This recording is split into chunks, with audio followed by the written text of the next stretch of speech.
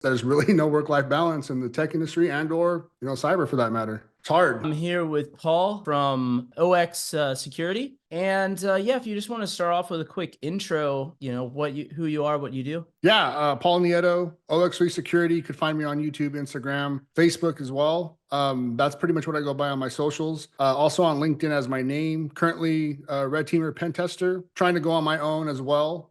Before that, I do have a background in physical security on all three aspects: executive protection, technology, ops, and then also facilities, real estate, and workplace services, and all three sectors: project management, ops, and PMing as well. So, or program as well. Yeah, that's pretty much me in a nutshell. Yeah, awesome. I always tell people that if you were to just grab 10 people in cybersecurity, you'd probably hear 10 different stories of how they got in. It's a lot different Yes. than, let's say, if you want to be a doctor or a lawyer where there's this one concrete path. So I'm kind of curious, you mentioned physical security and stuff like that. And I think I heard you got into cybersecurity when you're 38. Is that right? That's correct. Yes. Nice.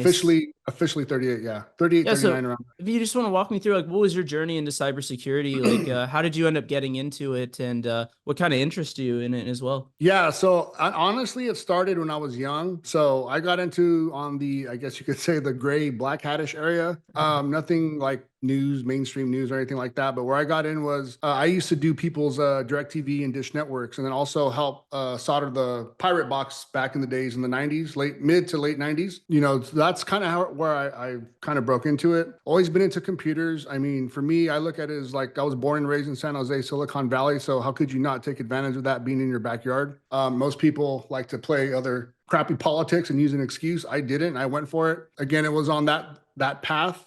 I regret not going fully into cyber in 2015 at my time in GoPro. I was comfortable in physical security, and I always had that option to go in, but I never fully took it until midway in my career at Box is when I finally just made the switch and the flip. It's like I couldn't take it anymore with the whole COVID stuff. It just, yeah, it's one of those things. And the only thing I regret is not doing it earlier. Yeah. So how did you get to know about Red Team being a career path? I know for me, when I first found out, oh, wow, you can do this. I remember I was in college. I had all these roommates or all these people on my floor that were majoring in IT and cybersecurity. And that was when I first discovered wow, this is something you can do for a job. Yeah, so I kind of got the theory behind that and reading some of the books back when I was in physical security, workplace services. And then during that brief time, I also was in the Navy, nothing to do with IT or cyber. I was reading a lot of books, and there was one called from Dick Marcinko, who's on SEAL Team 6. And that's where the term red team spawned from, where they were breaking into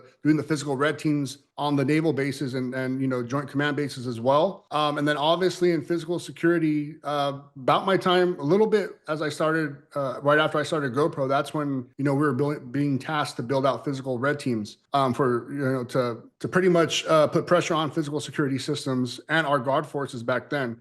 So that's where I got into got to see the theory side of it from the military perspective, from reading, and then also the physical security side of things. And then obviously hearing from the cyber.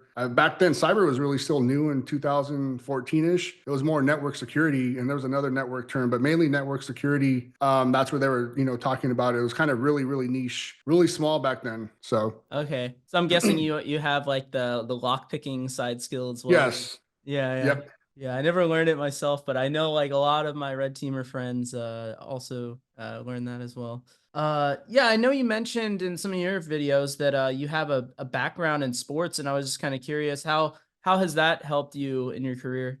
Sports has helped me a lot. I've been in sports pretty much, since I was young. Football, wrestling, and boxing. I had to stop boxing because I got in trouble a lot in school around 8th grade. How that helped me a lot. I'm very thankful I grew up in the generation I did. Seeing a lot of the actual really GOATs and seeing the actual work ethic, Michael Jordan, Wayne Gretzky, Joe Montana, Jerry Rice, etc. That's kind of how I applied my work ethic in sports, and that's how it transitions currently still now, even at my age, where, I touched in one of my videos, is there really work-life balance in cybersecurity? And, when you look at it, you're either going to be, above and beyond, or you're going to get left behind because cybersecurity technology is just growing so rapidly where you can't stop and get comfortable. You always got to be ahead of the trends and curves, similar to sports, right? The younger people are coming up after you. teams are growing, they're watching your film, et cetera. So you always got to be able to be better and push yourself. So that's kind of how I look at sports. And again, thankful from the era I grew up in. It helps me transition and also, honestly, not making an excuse for anything. Ball's in your court, life's in your hands. So, what you do with it is it's up to you. So Yeah, that's how I look at it. and on that point, I wonder how much these let's say black hat hackers are sitting around talking about work-life balance, right?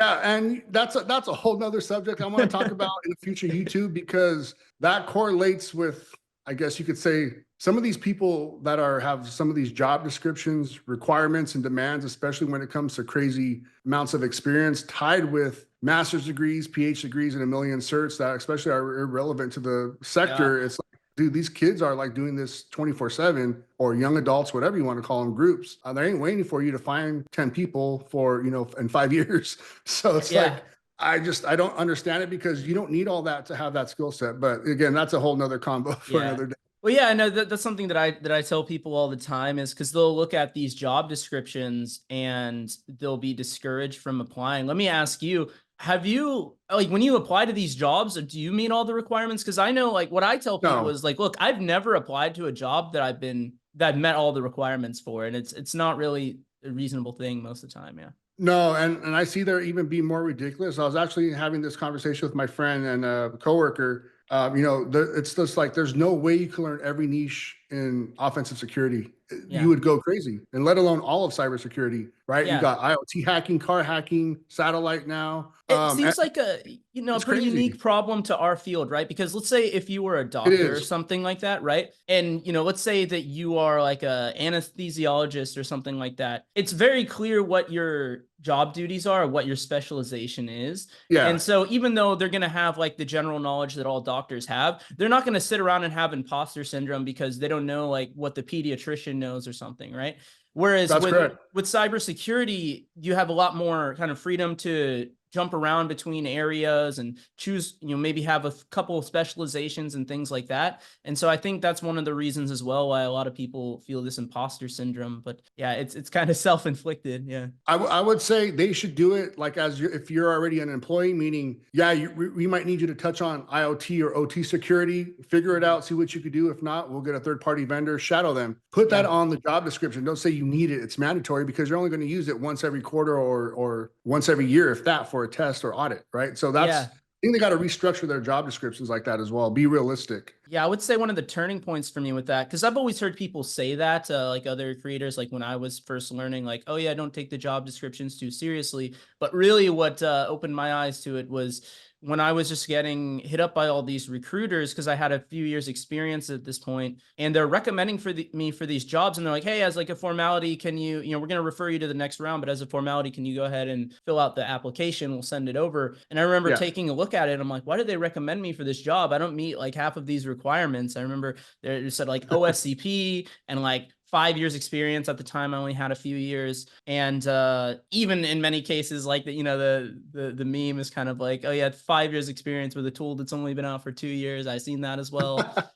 Yeah. And then, I land the job at some of these places, and I look around and I find out, oh wait, no one on this team has OSCP, or like no one has like most of these requirements either. And so that really drove it home, I would say. Yeah. On the topic now of, getting more into the pen testing stuff, do you believe that pen testing is oversaturated right now? That's another thing that I very commonly hear. That's actually a good question. I would say, depending on how you look at it. So just me being in officially since June 2022, like actual full-time, pen tester, red teamer. I would say this. I would say pen testing is the new vulnerability, and pen test, you have to have at least be able to get your skill set to a red teamer, adversary threat simulation, just because that's the route everything is going. If that makes sense, I would say that's the evolution of pen testing. So I would say pen testing as a whole, to a degree, is saturated, especially with internal, external AD, web app. Web app and API are growing, and those seem to be now connected together. And then obviously you got your niches, but I would say for the majority of it, Now you're seeing a lot of job descriptions go above and beyond the OSCP as far as, OSWE, OSCE, I think that, or no, Yeah, OSEE, OSC 3. Oh, yeah. Huh. all that stuff. They're going for Right. the higher cert. So I think that's where the trend is going now, is to elevate your game up now. Yeah, that's the best thing is to keep learning. What I would say, yeah, I would say pretty much the same. I think that it's maybe you could say oversaturated as far as the people that want to get into pen testing. Yeah. And especially early on, it's going to be harder to get in than it was before. But as the last time I was in the field, like working for a 9 to 5, I remember we had this problem of like they couldn't find people to fill their roles. Because when I worked at Dell, it was like all senior pen testers on the Yeah. team. There were no entry level people, and they were trying to fill. I remember, I think now especially there's a bit of an advantage again now that there is the return to office. Like that does suck, the return to office. But the one advantage that I would tell people about that is at least with those, you're not competing with as many people, because if you're located in a city that's good for cybersecurity jobs, those are the people they're looking for, is someone that's already lives there. And so it can actually play to your advantage. So I remember when I was working at Dell, even though it was a remote position, for whatever reason, they were looking to hire from Austin as well. And so like 5 months before I joined, they had that rec open. And then when I joined, they still had a second rec that they were trying to fill for that. And I mean, I was there. They're like, yeah, we're going to fill the second role, get another person in the US, because everyone else was in Mexico, Malaysia, and different places. And I was because I was doing some pen testing on the federal side, and like you have to be a US citizen for that. So I was the only one that could do that. And so they were trying to fill that second seat even after I left the company. I was there for like 2.5 years. So yeah. Crazy. Yeah, it's crazy. And yeah, obviously, you've been in the workforce for a while, and even in the time that I've been in, I've seen like these cycles of layoffs. That's kind of the name of the game. Like it's pretty cyclical in nature.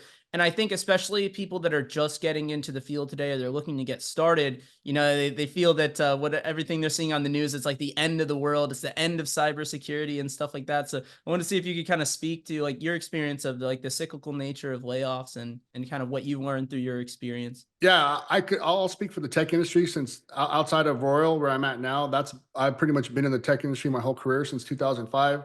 Okay. I would say this: there's always going to be the layoffs where it's a business, cut, market goes down, bad investments, bad strategic roadmap or planning, right? And then with those that come in like that, even with you have some of the Facebooks where they're transitioning into more of the AI roles, you're always going to have those people trim the fat, right? Where if you're not performing, you're going to get tossed in there no matter what. Or if someone, God forbid, has a grudge against you, unfortunately, that does happen, right? You're going to get thrown in there. So a lot of people that have got thrown in there were like that. We're trimming what they call trimming the fat in the tech industry. And like the AI portion of it, it's where, people get comfortable in the tech industry. I see it time and time again. Even to this day, I have friends that, they got this new cert, they got their degree back in the day, they put their feet up on the desk and relax. And they think everyone's owed them because they got a shiny piece of paper. And nope, if you got told, and I've seen it at Facebook and at Apple, where they push you to get it. And if you don't, when this time comes, when AI hits, you're going to be the first ones to go because you don't have that skill set. And that's just the way it is. You got to, like I said, you got to be ahead of the trends and the curves, put in the work. A lot of people don't, they see all the glitz and glam on YouTube or Instagram or LinkedIn now. You get more and more of that, but they don't see the actual work that's being put in. Hence, there's really no work-life balance in the tech industry or cyber for that matter. It's hard. Yeah. And yeah, I think that's a good point that you brought up. It's not like the layoffs are going to be completely random as far as who they let go. Oh yeah, they're gonna cut strategic. yeah, exactly. So to your point earlier, it's like if you keep leveling up and you keep going for whether it's through certifications or you keep advancing yourself, and you know how to play the politics a little bit at the office. Yeah, you're going to be just fine. And I'll say one go ahead. one more thing, because you've been in the tech industry, right? Yeah. There's what we call the revolving door, for the tech industry that don't know. And I've seen a lot of people that hate on you with your numbers. I'm like, I show people, you talked about the Stripe, Snowflake right now had a red team engineer going for $253K a year. Plus you're going to get RSUs. So I tell people, like, they look at me when I say tech industry, dude, I've worked at these companies. He's not lying. Yeah. The thing about the revolving door is, usually they do 2 to 4 years. And what does that mean? I tell people you get RSU, restricted stock units, or equity. 4 years. It used to be 4 years. You get a cash out. Now they're to be competitive. They start, even some companies let you cash out like 90% day one. So, more and more are starting to do that, but they let you, you know, when people cash out a year or two, the revolving door, they'll hit the next startup or next company that they see, like CrowdStrike was one of them, Yeah. Neo, that rolled the tailwind off of Tesla. So that's the other thing too, is where I see that point and I see that trend. However, recruiters rotate as well, and those kind of people get talked about in the world of recruiting in the tech industry. So just watch out if you turn into one of those, FYI. Yeah, that's a point that I never even brought up on any of those calls. I was just talking about my base salary, but yeah, I also at Dell I had the RSUs as well. I think it was like a 3 or 4 years to cash Yep. out all of that. So I cashed out while like as much as I could before I left, which ended up being like the perfect. That was right before they announced all their return to office, and their stock went down a little Yeah. bit. So it ended up being good timing on all that. But yeah, I wanted to go more into one of the points that you mentioned earlier in this interview, and something that I've heard you say before, and that is that there is no such thing as work-life balance. I mean, I kind of agree, but if you want to just kind of expand on that a little bit. Yeah, it's hard, you know, especially for me, older age, you know, I don't want to let my foot off the pedal. I just feel like, you know, I thankfully have taken care of myself physically, mentally, you know, and I could just push on, you know, as far as study, keeping up, you know, with everything as far as tech goes, learning new tools, doing Hack the Box on a hacking team. I feel pretty good and confident doing that. You know, it's hard, it's strenuous, but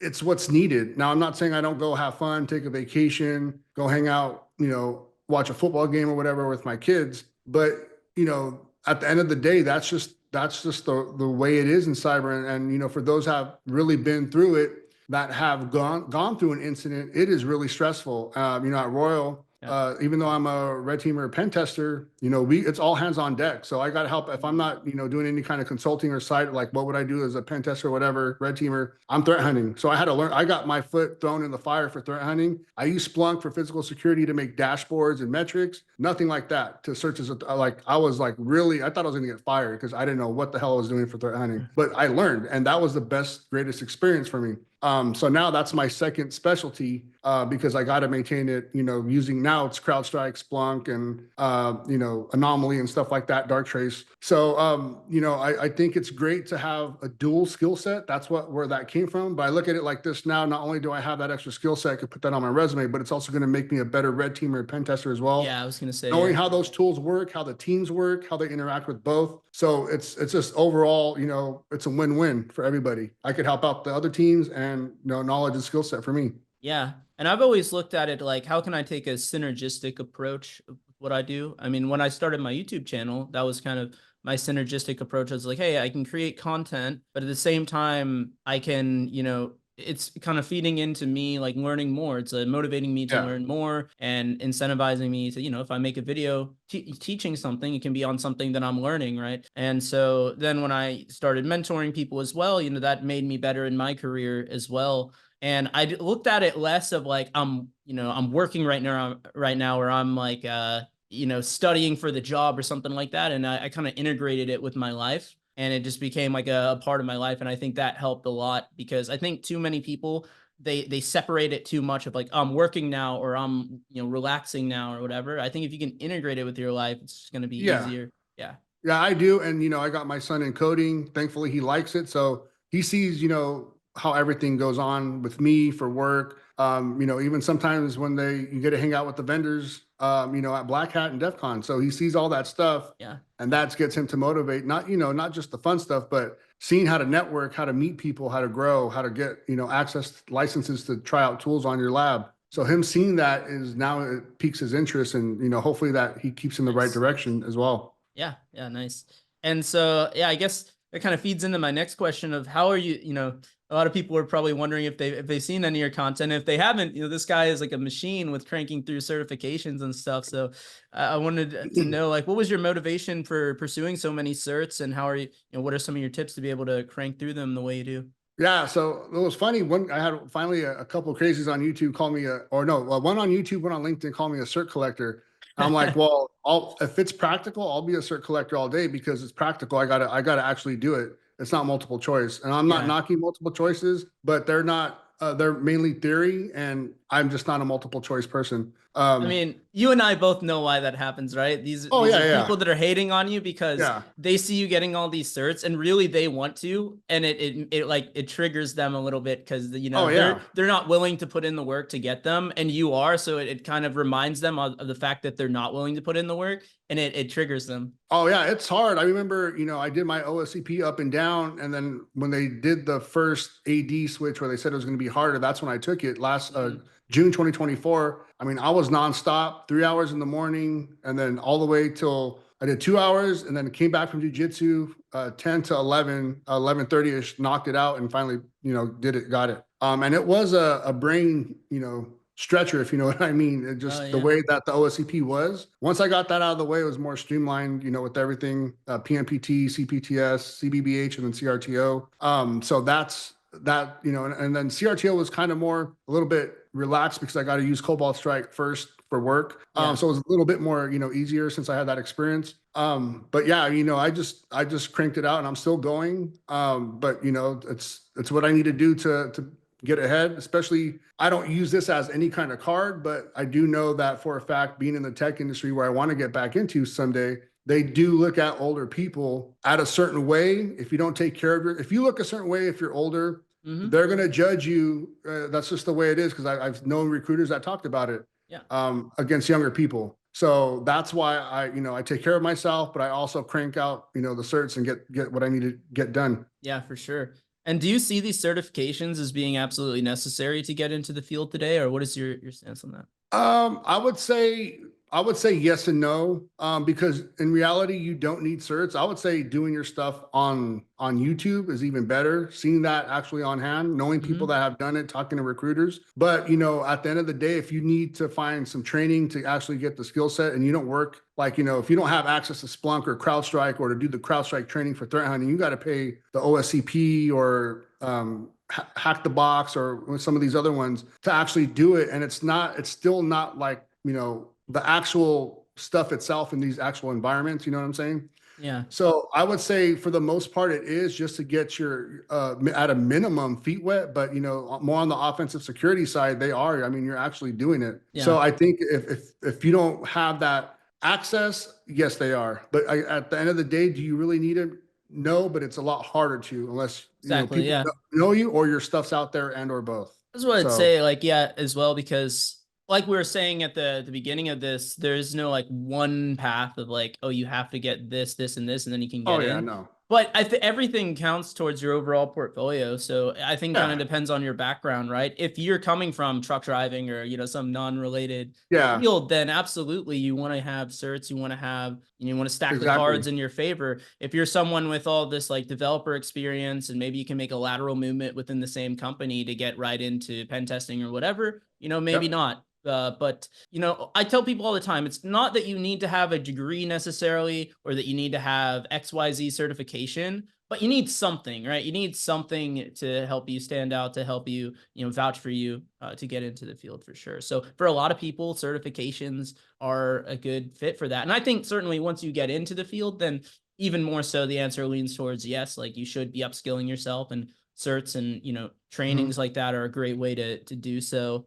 So I guess I'm kind of curious now, like which certs are you currently pursuing? So I didn't pass the CDSA for Hack the Box, so I want to retake that one. And then I got to plan out my CRTP, and then I want to do the Cape. And then after Black Hat and DEF CON, I really want to hit the ground running with web API. So my OSWE and then this CWE from Hack the Box. I want to do those in parallel, since the training is kind of works together. Some touch on some items here, the other one touches on that. Especially code reviews, as from what I hear, is the OSWE more so. More time, maybe even go for the OSEP as well. Okay. And I know you've taken some of the altered security certs in the Yeah. past, and you just mentioned I think CRTP, which yeah, I Yep. got that one this past year, which I think you'll breeze through it pretty easily because I was surprised. I finished the exam in just like a few hours.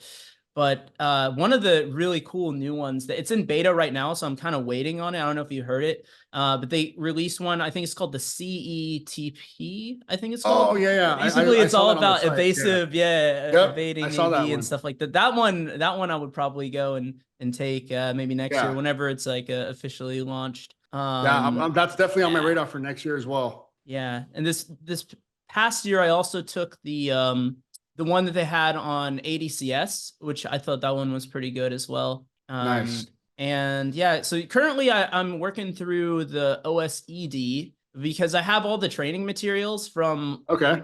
from when I was at Dell. I used to have a license to learn unlimited, which was pretty Oh, nice. nice. So Yeah. before I left the company, they give you like 3 downloads or whatever. So I Yep. downloaded like OSED, OSWE, and OSEP. So I'm kind Okay. of working through those on my own time. But yeah, I'm kind of shifting more over to the VR side personally. Now that I'm working for myself, I think that just makes more sense because that's a way that I can be completely involved Yeah. without, because right now I'm just doing some freelance contracts and things like that on the pen testing side, but yeah, Okay. I'm looking to move in over there, so I'm trying to upskill myself. I'm pretty decent with exploit development and stuff like that, but I'm definitely more experienced on the pen testing side. So and there's a pretty steep learning curve over there. So Oh those are yeah. some of the things that I'm working on right now. But what do you see in the horizon for your current plans, whether it's career related, content related, stuff like that? Yeah. For me, after this year, I see myself getting more into the cloud and AI. Okay. Oh yeah, that's Seeing a really where good area. Yeah, seeing where AI is just picking up. I'm not one of the AI fanatics. I hate even using that term because it gets so blown out of proportion. And there's tools like Darktrace that rely on it, and the tool is shitty.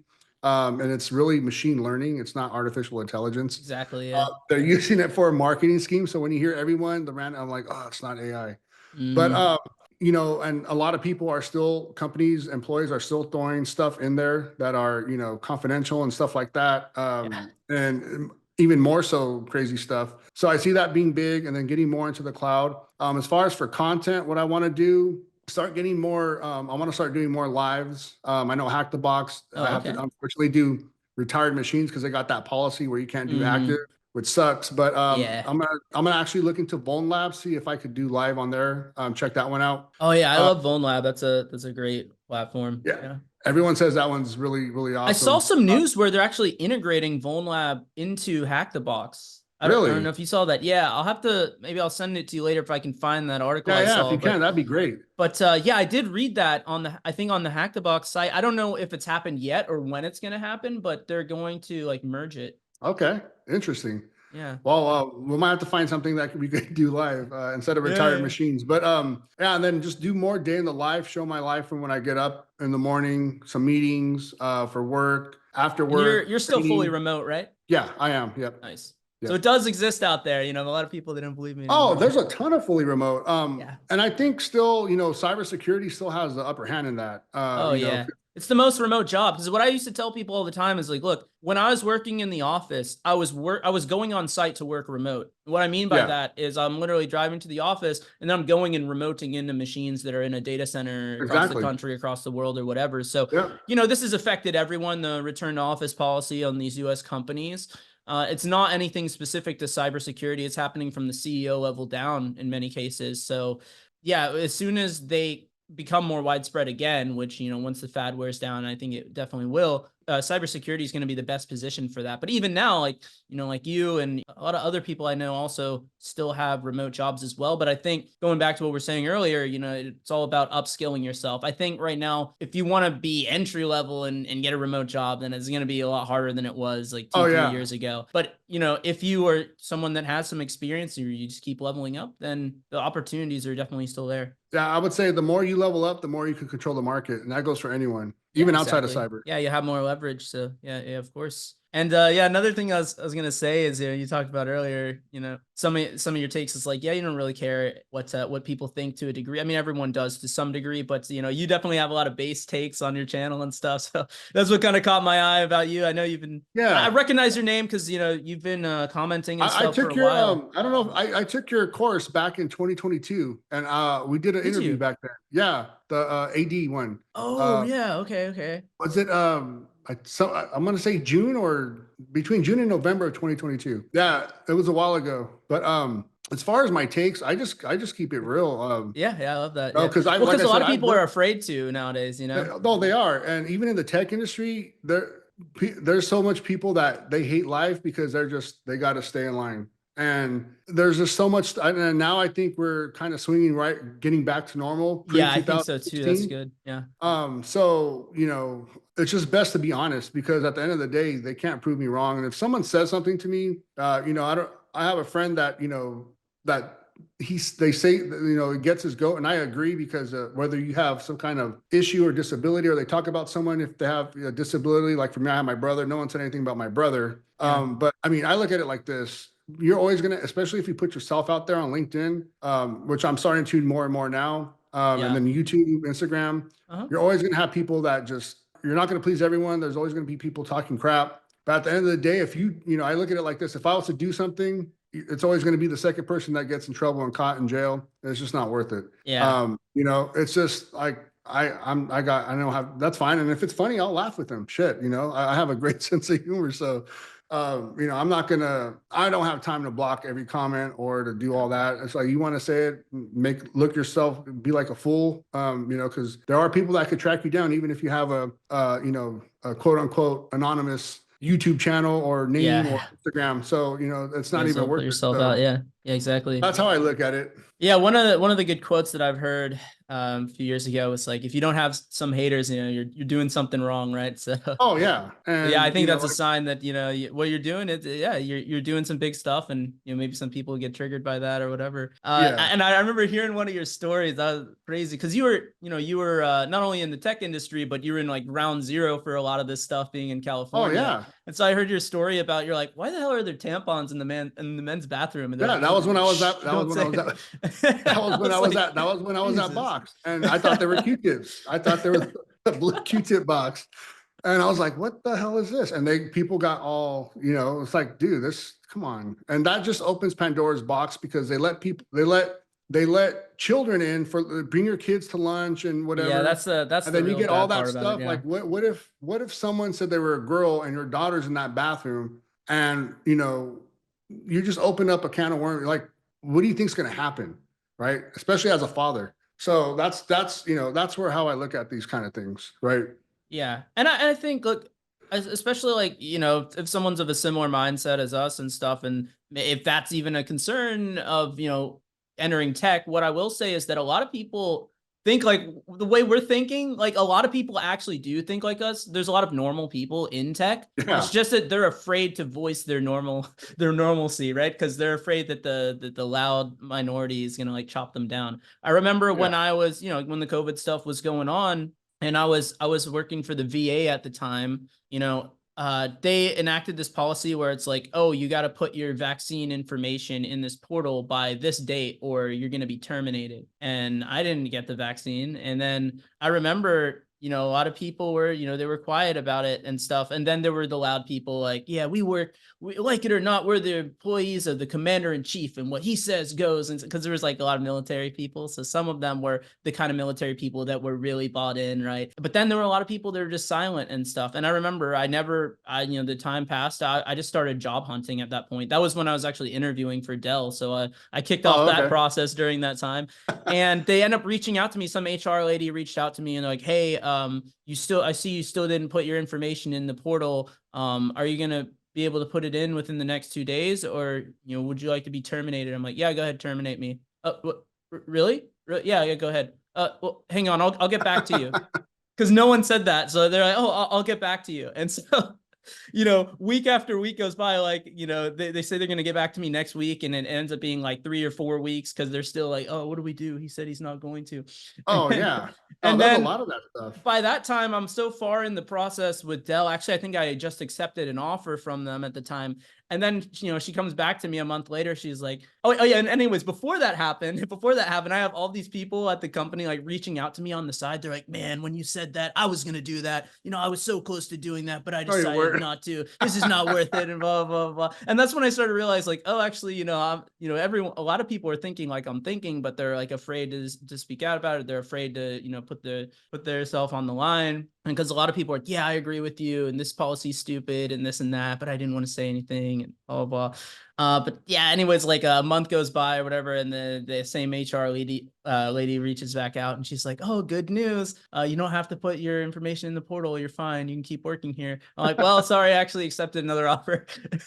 Nice. That's awesome. Yeah, there's a lot of people like that, like you said, that just kept quiet because they're afraid of losing their job. And I Yeah, did see yeah. that happen a lot. And I knew Hmm. friends that were still at Facebook, some of the other companies as well, Google, that they did lose their job for just, talking common sense. So it did happen back then. But like I said, now it's starting to go back to normal, Yeah, it's good. being pre 2000, January 2016 and before. Yeah, yeah, for sure. But yeah, I know, like, kind of shifting gears here a little bit. I know that you actually have like a hack the box CTF team that you talk about and stuff like that. If you want to just talk about that and maybe how that's helped you continue to level up. So I'm on InfoSec Pat's team. Him and the Stinger co-lead that team, Mm. and that has helped me out a lot. I will say this: the first that's the first time I ever done a team like anything with CTFs. The first one of season 7 in January, I was like, what the hell? Because I didn't know it was so. I mean, I heard the stories, but seeing it where these guys like take it to like they're gaming at a world tournament for Call of Duty where they're like fast. I mean, they got these Mm. down to the T. They do like if a football team is watching film on their opponent, they have history on the people that made the boxes, so they know their style. Yeah, They're so doing OSINT on the box creators, huh? they have like all their history, like what kind of passwords, how they use their passwords, Oh what they like man. to do. So and they're like fast. They got custom scripts that they make to do their recon. Mm. It's just crazy. So I would tell people it's great experience, especially learning, getting to see how other people think, and even like creating tools, scripts, etc. But what I will say is don't get intimidated because there are people that do this at a competition level. So the speed, don't get intimidated by the speed, which kind of got me the first couple of weeks. And then yeah, it's great and it keeps you learning new boxes. For me, Linux isn't my best box or thing. It's mainly Windows. So getting to see how people do the Linux live, asking questions. So it really, really is really beneficial. I love it, and I would highly recommend anyone to join a team. Yeah, yeah, awesome. So yeah, if you want to just wrap up, or like, where can people follow you and stuff like that? Yeah, follow me at Paul Nieto 3 at LinkedIn, OX3 Security, Instagram, YouTube, and Facebook. Yeah, I'll post it in the description as well for Yeah, people. Yeah. and then yeah, just feel free to hit me up, reach out on LinkedIn. I always usually get back, and then I post a lot of stuff on there as well. I'm going to be doing more. Okay. Yeah. Perfect. Thanks, Paul.